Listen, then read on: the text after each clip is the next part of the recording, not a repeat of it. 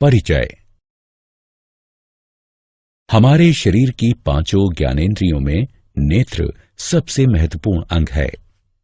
नेत्रों से ही हम देख पाते हैं और अपने आसपास के विचित्र संसार की प्रशंसा कर पाते हैं। हमारे नेत्र हमें दुनिया के रंग दिखाते हैं। उद्देश्य। इस पाठ के अंत में आप निम्न करने में सक्षम हो जाएंगे: मानव नेत्र के कार्य को समझना, दृष्टि दोषों और उनके सुधार के बारे में जानना, समपार्श्व यानी प्रिज्म के माध्यम से प्रकाश के अपवर्तन को समझना, कांच के समपार्श्व यानी प्रिज्म के माध्यम से श्वेत प्रकाश के विक्षेपण को समझना, वायुमंडलीय अपवर्तन और उसके अनुप्रयोगों को जानना, प्राकिरणन और उसके अनुप्रयोगों को जानना। मानव नेत्र और उसके कार्य। हमारे नेत्र हमें दुनिया के रंग दिखाते हैं। मानव नेत्र में एक क्रिस्टलीय लेंस होता है और यह कैमरे की भांति कार्य करता है। नेत्र के विभिन्न भाग और उनके कार्य इस प्रकार हैं: स्वच्छ मंडल यानी कॉर्निया, यह पुतली की सामने वाली सतह पर स्थित पारदर्शी उभार होता है। प्रकाश स्वच्छ मंडल के माध्यम से ही नेत्र में प्रवेश करता है। परितारिका यानी आइरिस, यह कॉर्निया के पीछे स्थित एक पतली और वृत्ताकार झिल्ली होती है जो कि पुतली के आकार को नियंत्रित करती है। पुतली, यह परितारिका के बीचों बीच स्थित एक छिद्र होता है जो कि काला दिखता है और नेत्रों में प्रवेश करने वाले प्रकाश की मात्रा को फैलाकर या सिकुड़ाकर नियंत्रित करता है। दृष्टि पटल यानी रेटिना, यह एक बेहद पतली झिल्ली है जो कि एक पर्दे यानी स्क्रीन की भांति कार्य करती है। अभिनेत्र लेंस रेटिना पर किसी वस्तु का वास्तविक तथा उल्टा प्रतिबिंब बनाता है। समंजन क्षमता।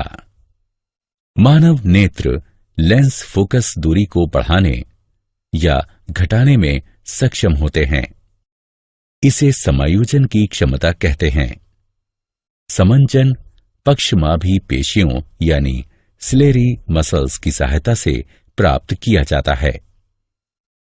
नेत्र के लेंस की फोकस दूरी को एक सीमा तक ही व्यवस्थित किया जा सकता है। दूर बिंदु, वह अधिकतम दूरी जहां तक हम किसी दूरस्थ वस्तु को स्पष्ट देख सकते हैं। किसी दूरस्थ वस्तु को स्पष्ट देखने के लिए पक्षमाभी पेशियां ढीली होकर नेत्र के लेंस को पतला कर देती हैं। निकट बिंदु, वह न्यूनतम दूरी जहां पर स्थित कोई वस्तु बिना किसी दबाव के स्पष्ट देखी जा सकती है। निकटस्थ वस्तु को स्पष्ट देखने के लिए पक्षमाभी पेशियां संकुचित होकर नेत्र के लेंस को मोटा कर देती हैं। दृष्टि दोष और उनके सुधार। कुछ अपरिवर्तनीय दोषों के कारण नेत्र अपनी समंजन क्षमता खो देते हैं। ऐसे दोष 3 प्रकार के हैं: मायोपिया या निकट दृष्टि दोष। इस प्रकार के दोष से ग्रस्त व्यक्ति निकट की वस्तु को स्पष्ट नहीं देख सकता। वस्तु का प्रतिबिंब रेटिना के सामने बनता है। ऐसा या तो नेत्र गोलक के दीर्घीकरण के कारण होता है या नेत्र लेंस की अत्यधिक वक्रता के कारण। इस दोष को दूर करने के लिए अवतल लेंस का प्रयोग किया जाता है क्योंकि इनमें छिद्रण क्षमता होती है जो कि प्रतिबिंब निर्माण के लिए प्रकाश किरणों को निर्देशित करते हैं। दीर्घ दृष्टि दोष और उसका सुधार। हाइपरमेट्रोपिया या दूर दृष्टि दोष। इस प्रकाश के दोष से ग्रस्त व्यक्ति दूरस्थ वस्तुओं को स्पष्ट नहीं देख पाता है। इसमें नेत्र लेंस के द्वारा प्रकाश किरणों का प्रतिबिंब रेटिना के पीछे बनाया जाता है। ऐसा या तो नेत्र लेंस की केंद्रीय लंबाई की वृद्धि के कारण होता है या नेत्र गोलक के आकार में कमी के कारण। इस दोष को सुधारने के लिए उत्तल लेंस का प्रयोग किया जा सकता है, जो कि प्रकाश किरणों को रेटिना पर अभिमुख करता है, जिससे प्रतिबिंबीकरण होता है और व्यक्ति दूरस्थ वस्तु को स्पष्ट देख पाता है। जरा दूरदृष्टिता और उसका सुधार। जरा दूरदृष्टिता यानी प्रेसबायोपिया। इस प्रकार के दोष से ग्रस्त व्यक्ति न तो निकट की वस्तुओं को स्पष्ट देख पाता है और न ही दूर की वस्तुओं को। यह दोष बढ़ती आयु के साथ दुर्बल हो रही पक्षमाभी पेशियों और नेत्र लेंस के लचीलेपन में कमी के कारण होता है। इस दोष को दूर करने के लिए व्यक्ति को द्विकेंद्रीय लेंस धारण करने पड़ते हैं, जिनमें ऊपरी भाग में अवतल और निचले भाग में उत्तल लेंस होते हैं। समपार्श्व यानी प्रिज्म के माध्यम से प्रकाश का अपवर्तन। एक माध्यम से दूसरे माध्यम की ओर यात्रा करते समय प्रकाश के झुकाव को अपवर्तन कहते हैं। इस खंड में हम समपार्श्व यानी प्रिज्म के माध्यम से प्रकाश के अपवर्तन की घटना पर चर्चा करेंगे। समपार्श्व यानी प्रिज्म दो त्रिकोणीय आधारों और तीन चौकोर तलों वाली ठोस आकृति है। प्रत्येक तल के मध्य का कोण समपार्श्व कोण कहलाता है। एक रंग के प्रकाश की किरण एक कांच के प्रिज्म पर आपतित होती है और अभिलंब की ओर मुड़कर हवा से कांच में प्रवेश करती है। इसके पश्चात सीधे गमन करते हुए यह अभिलंब से दूर कांच से हवा में प्रवेश करती है। आपतित किरण और अपवर्तित किरण एक कोण पर है, जो विचलन कोण कहलाता है। कांच के समपार्श्व के द्वारा श्वेत प्रकाश का विक्षेपण। अब हम इस पर चर्चा करेंगे कि यदि हम कांच के समपार्श्व पर श्वेत प्रकाश संयोजित करें तो क्या होगा। जब कांच के समपार्श्व यानी प्रिज्म पर श्वेत प्रकाश डाला जाता है तो यह 7 रंगों में विखंडित हो जाता है। बैगनी, गहरा नीला, नीला, हरा, पीला, नारंगी और लाल। इस घटना को श्वेत प्रकाश का विक्षेपण कहते हैं। विक्षेपण का कारण। श्वेत प्रकाश 7 विभिन्न आवृत्तियों पर आधारित होता है, जो कि एक भिन्न रंग के अनुरूप होती हैं। प्रत्येक रंग का विचलन कोण भिन्न होता है, जिसके कारण प्रत्येक रंग एक भिन्न कोण पर झुकता है और हमें रंगों का एक समूह दिखाई देता है, जिसे विबग्योर यानी इंद्रधनुष कहते हैं। पुनर्संयोजन और इंद्रधनुष। पुनर्संयोजन। आइजैक न्यूटन ने देखा कि यदि वो कांच के 2 समपार्श्वों यानी प्रिज्मों को एक दूसरे के इस प्रकार समानांतर रखते थे कि वे एक दूसरे के उलट हों, तो एक समपार्श्व यानी प्रिज्म में प्रविष्ट होने वाला श्वेत प्रकाश 7 रंगों में विखंडित हो जाता था और जब यह सतरंगा प्रकाश दूसरे समपार्श्व पर आता था तो पुनः श्वेत प्रकाश में परिवर्तित हो जाता था। इसे ही पुनर्संयोजन कहा जाता है। हम सबको वर्षा के पश्चात इंद्रधनुष का दृश्य देखना अच्छा लगता है।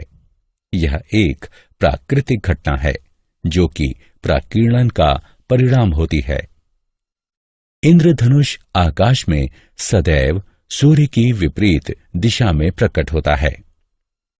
वर्षा के दौरान जल की बूंदें सूर्य के प्रकाश के लिए समपार्श्व यानी प्रिज्म का कार्य करती हैं। जल की बूंदें अपरिवर्तित होती हैं, प्राकीर्णित होती हैं और फिर सूर्य के प्रकाश को इंद्रधनुष बनाने के लिए आंतरिक रूप से परावर्तित करती हैं। पुनर्संयोजन ऐसी घटना है जो कि विक्षेपण का विलोम है। इंद्रधनुष एक प्राकृतिक रूप से होने वाली घटना है जो कि सूर्य के प्रकाश के विक्षेपण के कारण होती है। इंद्रधनुष आकाश में सदैव सूर्य की विपरीत दिशा में दिखाई देता है। वायुमंडलीय अपवर्तन और उसके अनुप्रयोग। हमारा वायुमंडल किसी स्थान विशेष पर समान रूप से सघन नहीं है। स्थानीय परिस्थिति पर निर्भरता के कारण यह धरातल के निकट गर्म या ठंडा हो सकता है। गर्म वायु ठंडी वायु की अपेक्षा हल्की होती है, अतः इसका अपवर्तनीय सूचकांक ठंडी वायु के अपवर्तनीय सूचकांक की अपेक्षा कम होता है। इसके कारण वायुमंडल में प्रवेश करने वाला सूर्य अथवा तारों का प्रकाश अपवर्तित होता है। इसे वायुमंडलीय अपवर्तन के नाम से जाना जाता है। तारों का टिमटिमाना वायुमंडलीय अपवर्तन का एक उदाहरण है। तारों से आ रहा प्रकाश जैसे ही वायुमंडल से होकर गुजरता है, तारे की वास्तविक स्थिति की अपेक्षा उसकी सामान्य और आभासी स्थिति दिखाई देती है। साथ ही वातावरण की गत्यात्मक प्रकृति के कारण तारे का प्रकाश अस्थिर भी होता रहता है और इसी कारण तारे टिमटिमाते हुए प्रतीत होते हैं। हमारे हिसाब से सूर्योदय तब होता है जब सूर्य क्षितिज से ऊपर आता है। जब सूर्य क्षितिज से नीचे होता है तब वायुमंडलीय परतों के घनत्व में अंतर के कारण सूर्य का प्रकाश वायुमंडल में प्रविष्ट होते हुए अपवर्तित होता है। इसके कारण सूर्य क्षितिज के ऊपर दिखाई देता है और सूर्य के वास्तव में क्षितिज पर पहुंचने से 2 मिनट पूर्व हम सूर्योदय देखते हैं। इसी प्रकार वायुमंडलीय अपवर्तन के कारण ही सूर्यास्त हमें 2 मिनट देर से दिखाई देता है। प्रकाश का प्रकीर्णन और उसके अनुप्रयोग। वायुमंडल से होकर गुजरने के दौरान धूल कणों और वायु अणुओं के द्वारा प्रकाश फैल जाता है। इसे प्रकाश का प्रकीर्णन कहा जाता है। प्रकीर्णित प्रकाश का रंग प्रकीर्णित हो रहे अणुओं के आकार पर निर्भर करता है। टिंडल प्रभाव। जब प्रकाश किसी कलीलिये घोल पर डाला जाता है तो वह कलीलिये कणों के द्वारा प्रकीर्णित हो जाता है और इस कारण प्रकाश पथ दिखाई देने लगता है। इसे टिंडल प्रभाव कहते हैं। जैसे किसी अंधेरे कमरे में जब एक छिद्र बनाया जाता है और प्रकाश को उसमें से गुजारा जाता है, तब हम प्रकाश पथ और धूल के उन कणों को स्पष्टता देख पाते हैं जिन्हें साधारण परिस्थितियों में वायु में नहीं देखा जा सकता। प्रकाश का विकिरण और उसके अनुप्रयोग। प्रकाश के विकिरण के उदाहरण निम्नलिखित हैं। आकाश का रंग। जब सूर्य का प्रकाश वायुमंडल से होकर गुजरता है तो अन्य रंगों की अपेक्षा नीला प्रकाश अधिक विकिरणित हो जाता है, क्योंकि नीले रंग का तरंग दैर्घ्य वायुमंडल के अच्छे कणों के द्वारा विकिरणित होने के अनुकूलतम होता है। अतः नीला रंग हम तक पहुंचता है और आकाश हमें नीला दिखाई देता है। इसका अर्थ यह हुआ कि यदि धरती का वायुमंडल न होता तो आकाश हमें काला दिखाई देता। सूर्योदय और सूर्यास्त के समय सूर्य का रंग। सूर्योदय या सूर्यास्त के समय सूर्य का प्रकाश अधिक दूरी तय करता है, अतः कम तरंग दैर्घ्य होने के कारण नीला रंग विकिरणित हो जाता है और हम तक केवल लाल रंग पहुंचता है। सर्वाधिक लंबे तरंग दैर्घ्य के कारण, अतः सूर्योदय और सूर्यास्त के समय सूर्य रक्ताभ प्रतीत होता है। क्या आप जानते हैं, मनुष्य की दृष्टि का क्षैतिज क्षेत्र एक आंख से लगभग 150 डायोप्टर और दोनों आंखों से लगभग 180 डायोप्टर होता है। किसी तारे का टिमटिमाना उसके प्रकाश के वायुमंडलीय अपवर्तन के कारण होता है। वायुमंडलीय अपवर्तन के कारण सूर्य हमें सूर्योदय के वास्तविक समय से लगभग 2 मिनट पूर्व और सूर्यास्त के वास्तविक समय से लगभग 2 मिनट पश्चात तक दिखाई देता है। प्यूपिल अपना आकार प्रबल मनोवेगों के प्रभाव के कारण भी बढ़ा सकता है। नीली आंखों वाले भूरी आंखों वालों की अपेक्षा ज्यादा बेहतर देखते हैं। आइरिस के रंग का दृष्टि तीक्ष्णता से कोई संबंध नहीं है। मनुष्य की आंख मूलतः 3 रंग देखती है, लाल, हरा और नीला। ये मूल रंग हैं। श्वेत रंग इन तीनों रंगों का संयोजन है। काला रंग इनके अभाव स्वरूप है। पीला, बैगनी और हल्का बैगनी रंग 2 मूल रंगों के संयोजन से बनता है। इन्हें द्वितीयक रंग कहते हैं।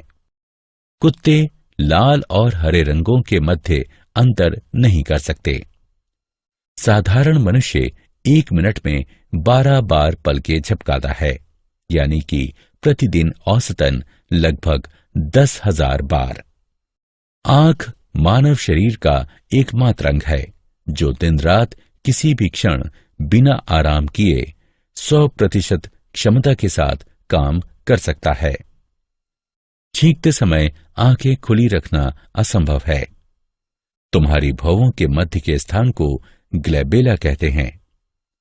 अनुकूल परिस्थितियों में मनुष्य की आंख मोमबत्ती की रोशनी को 14 मील की दूरी से भी देख सकती है। मनुष्य काग की अपेक्षा कंप्यूटर की स्क्रीन को 25% धीमी गति से पढ़ता है। सारांश। आइए हमने जो कुछ सीखा है उसे संक्षेप में दोहराएं। मनुष्य की आंख में एक क्रिस्टलीय लेंस होता है और यह कैमरे की भांति कार्य करती है। आंख के विभिन्न भाग हैं: प्यूपिल, कॉर्निया, आइरिस, क्रिस्टलीय लेंस और रेटिना यानी श्वेत पटल। मनुष्य की आंख के लेंस में केंद्रीय दूरी घटाने और बढ़ाने की क्षमता होती है। इसे समायोजन कहते हैं। मोतियाबिंद यह एक नेत्र रोग है जिसमें आंख के लेंस की पारदर्शिता समाप्त हो जाती है, जिसके कारण आंशिक या संपूर्ण दृष्टिहीनता आ जाती है। इसे शल्य क्रिया के द्वारा ठीक किया जा सकता है। समपार्श्व यानी प्रिज्म 2 त्रिकोणीय आधारों और 3 चौकोर तलों वाली ठोस आकृति है। प्रत्येक तल के मध्य का कोण समपार्श्व कोण कहलाता है। जब कांच के समपार्श्व यानी प्रिज्म पर श्वेत प्रकाश डाला जाता है तो ये 7 रंगों में विखंडित हो जाता है: बैगनी, गहरा नीला, नीला, हरा, पीला, नारंगी और लाल। इस घटना को श्वेत प्रकाश का प्राकीर्णन कहते हैं। पुनर्संयोजन एक ऐसी घटना है जो कि प्राकीर्णन का विलोम है। प्रकाश का अपवर्तन।